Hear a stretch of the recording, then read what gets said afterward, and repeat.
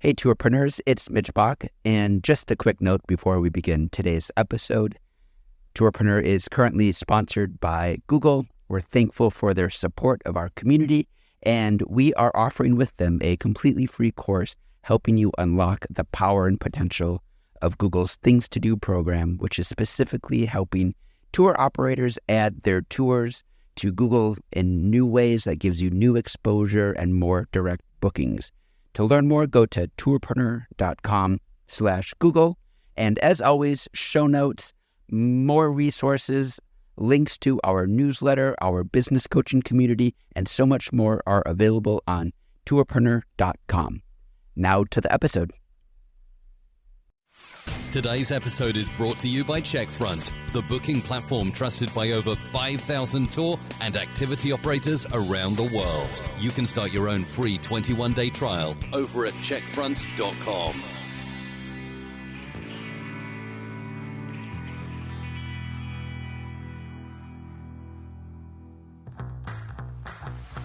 Welcome to the Tourpreneur podcast. Travel industry veteran Shane Whaley will take you on a journey with fellow tourpreneurs, sharing their tips, ideas, insights, and success stories to inspire you to make your tour business the best it can be. And now, please welcome your host, Shane. And welcome to Tourpreneur at Arrival, presented by Checkfront, and we're joined by Carrie Burns of Atlanta Movie Tours. Very excited to get to talk to you. Yeah, this is great. When did you guys get started? We got started with the idea in January of 2012. It took us about 2 months. March 21st of 2012 was our first media tour, followed about 10 days later by our public tour, and they were all sold out. And it was our big zombie tour based on Walking Dead, and the rest is history. Fantastic. So you make that sound so easy. So I'm going to ask you, how do you go from launching a tour to being sold out? What was the magic? What's the secret? You know, to be honest, we really reached out to a lot of our network. We got out there on social media the second we started the planning.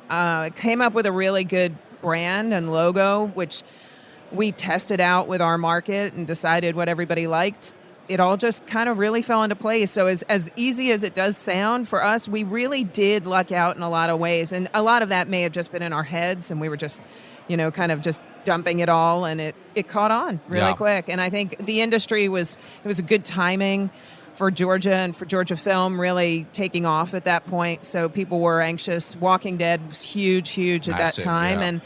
And now Stranger Things, we're seeing the same thing. So when you started marketing, did you market directly to fans of The Walking Dead? Yes. So we did. And on that first tour, we even had a young couple, I'll never forget, because they were under 21, because we were telling them, all these things to do, and they're like, we're not 21. They drove down from New Jersey just to be on the very first tour we ever had. And it was a combination of being huge Walking Dead fans, wanting to come to Georgia. They didn't stay. They took the tour and then they left. Wow. And it was enlightening. We definitely marketed to the fan groups and got our name out there as much as we could, with also respecting AMC and their property. Yeah. How does that look for you? Did you have to go and get permission? Sure. We didn't go. We basically went to every place we wanted to go and said, we want to do this, and we can offer you a percentage or a flat fee for the guests that'll be on there. And we set up our location agreements, and that was our very first one. We still do that today. We have some tours that we don't go on to private property necessarily, or there's no fees associated with it, but a lot of times it's just negotiating, but we let everybody know we're coming, because that's also great marketing. Yeah. If people come into a restaurant and it's about Walking Dead or Stranger Things, they'll say, oh, by the way, there's this tour. Yeah. And what advice would you have for tour operators who are listening in, or tour operating waiting, that maybe there's a big movie in their city, wherever it may be around the world? We have listeners in 85 countries, wherever that may be. What would your advice be to them, to people who want to start a tour based on movie locations and approaching some of the private landlords? The first thing is we stay completely away from private homes, any residences. So speaking strictly, if it's a park, you find the people in the city who your Parks and Rec department and different things like that. So you could have government entities. Those can be a little more challenging to work with, because then you're working with the government. But if you've got restaurants, especially restaurants that are used, if you've got filming happening in your city and you see, oh my gosh, they're at this diner, The second they leave, go in there, and start making friends with them and let them know you're already a tour operator. You'd like to put this as part of your tour, and then just start that dialogue. Then wait for the movie or TV show to come out to make sure it didn't hit the cutting room floor and is actually in it. Yes. Because if it's not in it, it's not going to matter. Yeah. And then once they can see it on the screen, especially if it's a big piece, that's super fun, especially for any tour. It doesn't have to be a film tour, city tours, everything. What would you say is the biggest challenge you've had to overcome in your business? Hiring, marketing strategy, revenue growth strategy, things like that. I'm even using this conference as a perfect example of meeting with people about those types of things and ideas for how different operators do it, how working with OTAs and resellers. And I think that goes for a lot of different professions. It's not, specific to travel. You've got people who are reselling products all over the place, whether you're an Amazon seller and a lot of that. How do you grow? How do you really get to where you want to be? How, hiring, having a really great second, which I now have a really great second. Our biggest win, we felt, with CheckFront is customers being able to book online and not have to make that phone call to us. And they can just navigate our website, go through your interface, and just book directly with us.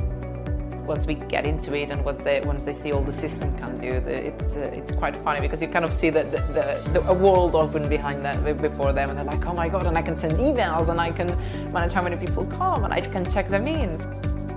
I'd recommend using CheckFront because it's simple, it's straightforward, it's easy to use, and most importantly, there are never any problems. What's been the most surprising thing that you've heard or learned here at Arrival?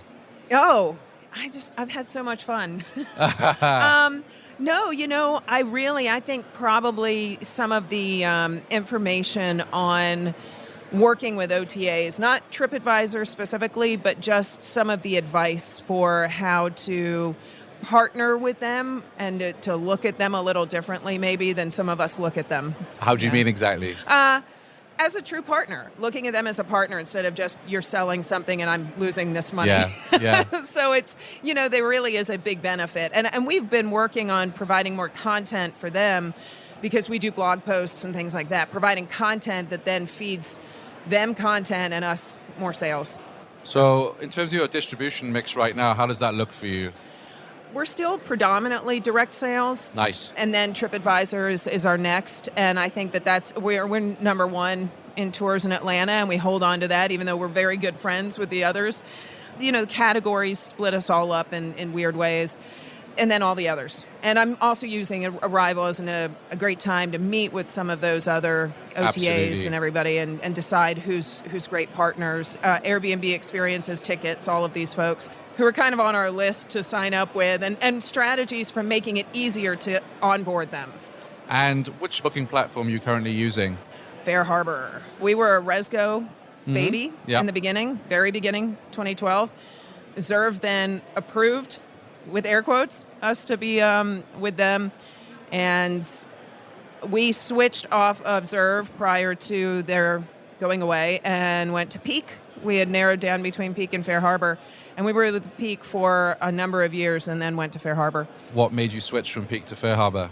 Really development. A lot of what I loved and still love about Peak are the founders, Rizwana and Oscar. Yes. I think they're just amazing people, and they are honestly what pushed me over the edge for Peak. Unfortunately, I just didn't see a lot of development that we specifically had on our list, and Fair Harbor did. No bad blood, who knows what happens in the future. But right now, Fair Harbor's great, and we've been able to do a lot with them, a lot of API integrations, which obviously makes OTAs and everything so much easier. Yeah. So a lot of folks from Fair Harbor listen to the show. What would you say to them about what you would like to see them do differently to help your business? I would like them to have a live chat feature. I'm one of the ones who just emails rather than calling. Yeah. And a lot of my office manager and my director of operations, they don't mind calling them, but I miss Peak's live chat. I just do. So that would be an easy one. And then we're working on some things with them that we could use a little bit of different integrations with website and booking flows. That's very specific, though. Sure. So you're at Arrival, which is great. I love the fact you're investing in yourself in terms of learning. But how do you stay up to date with trends in our industry? I love learning. Yeah. I absolutely love learning. It's why I'm here. It's why I listen to podcasts, tons and tons of podcasts like this one. I think that that's the way to do it. Plus, as many emails as we get the ones from these suppliers. Yeah. You know, I get the ones from Viator and TripAdvisor and Fair Harbor, and I really get a lot of tourism related emails, and I'll just flag them. I may not read them right now, but flag them and read them, because that's where your trends are. What would you say is the one thing people don't realize about running your own tour business? Oh, it costs a lot of money. You know, if you're hiring the right people, if you've got the right, especially if you've got a vehicle-based business. Even with a walking tour, you know, there's fees, there's location fees. I think every business costs more than people think. And there's always the what it looks like on social media versus the what the bottom line looks like. And I think a lot of people don't always realize that, especially if they've never run their own business. Yeah. And it is wonderful. It's absolutely the most fun industry that I think you could ever work in. But it is, you know, it's still expensive, and you've got to pay to play, and, you know, there's a lot of opportunity, but it's, you know, growth is a little different in this. And how did you go about pricing your tours? Because obviously you were creating something, you're first to market, right? So we actually looked at kind of the price per hour and did a comparison between some friends in New York with these types of tours, and then just tours in general in Atlanta, who we would be directly competing against, and priced according to that. We've adjusted it a little over the years. We may adjust it a little bit more now. But the pricing strategy, dynamic pricing, things like that, there's a lot to think about when you really look at a pricing strategy. You know, you think marketing strategy, but there's a whole revenue and pricing strategy that really is just as big, and also takes time, which we never have enough of. Yeah, absolutely. Where can people find your tours online? It's easy, AtlantaMovieTours.com. Fantastic. Well, it's been great to chat to you. I'd love to invite you back on the show so we Shane, can I would deep love dive. that. I've got a million questions in my head I know. here. These espresso interviews are so short. I know. Thank you very much for coming on today. Thanks so much, Shane. Thanks for listening to the Tourpreneur podcast. Be sure to visit tourpreneur.com to join the conversation and access the show notes, including links to the resources mentioned on today's episode. This is Tourpreneur.